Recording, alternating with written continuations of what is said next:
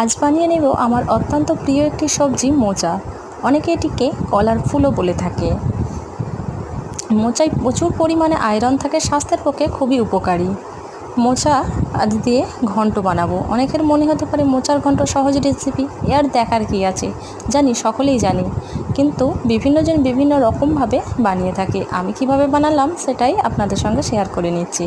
প্রথমে মোচা, কাঁচা ছোলার আলু লবণ হলুদ দিয়ে সেদ্ধ করে জল ঝরিয়ে নিতে হবে।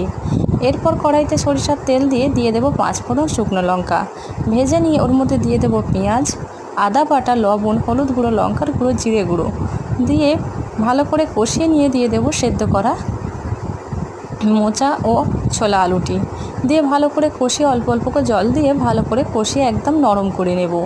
যেহেতু এগুলো সেদ্ধ করা বেশিটা কষানোর প্রয়োজন নেই, মিনিট 10 কষালেই হয়ে যাবে।